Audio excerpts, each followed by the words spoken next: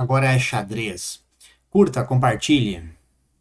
Vamos falar da torre. Movimento, captura, ameaças. Então, nessa posição nós temos 4 torres, 2 brancas e 2 pretas e ambas em sua posição inicial. Como é que a torre anda e captura? Para frente, para trás e para o lado, quantas casas quiser. Ou seja, vamos dar um exemplo aqui. Movimentar. E vou posicionar essa torre mais no centro para conseguir exemplificar melhor todo o raio de atuação. Então, todas essas casas aqui, a torre branca, ela está podendo se movimentar, atacar ou capturar. Então, ela tem um poder enorme. E todo esse poder ele fica muito evidente quando tem poucas peças no tabuleiro, porque isso dá flexibilidade para se mover. Tá? Então, o movimento da torre basicamente é esse, em formato de uma cruz, para qualquer um dos lados, quantas casas quiser, vai e volta e captura da mesma forma. Mesma coisa, preto, né? Neste caso aqui, se a branca quisesse, poderia capturar a torre preta. Aqui também, se a torre preta quisesse, poderia capturar a torre branca. Não, enfim, basta ser o movimento dela. Vamos dar um exemplo prático aqui de capturas. Nesta posição, brancas jogam. Se eu pegar a torre de A1, todas essas casas aqui ela pode se movimentar ou capturar.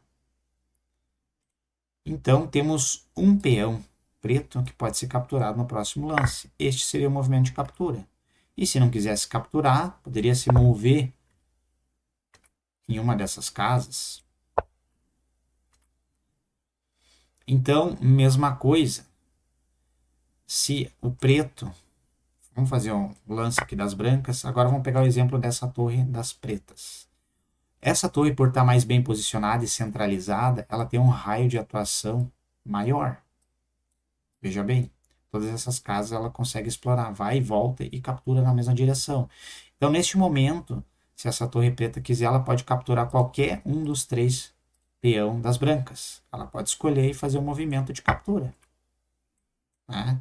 Lógico que na próxima jogada existe a resposta das brancas. Então, com isso a gente já conclui que um ponto importante, se a torre estiver centralizada e quanto menos peças estiver no tabuleiro, maior é o raio de atuação dela. Vamos exemplificar aqui. Esse peão preto aqui de F4, no exato momento não tem nenhuma das torres brancas que consegue capturar.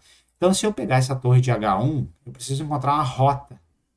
Se eu tentar vir para cá e para cá, eu faço 3 movimentos. Preciso de 3 jogadas para fazer a captura.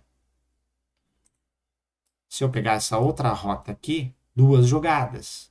Mas em uma jogada eu não consigo capturar o peão de F4. Então eu tenho que fazer o lance, esperar o meu adversário responder e aí eu consigo capturar.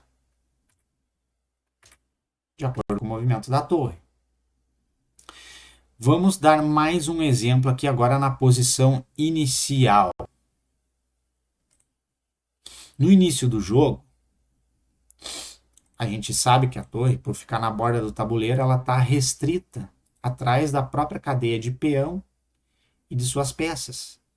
E por ter muita peça no tabuleiro, e ela não pula, né, por cima das peças, ela não consegue se movimentar. Se ela não consegue, ela tem um raio de atuação muito menor.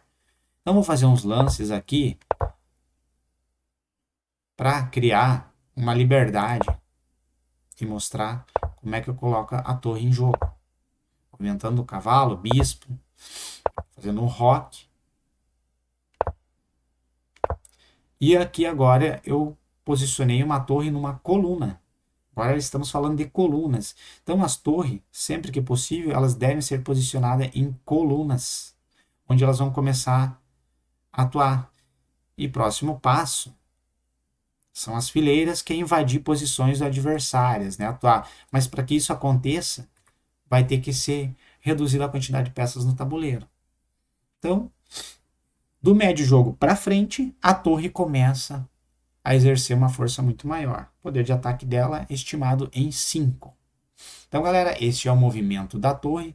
capturas e ameaças. Então ela é muito poderosa, só que do meio jogo para frente.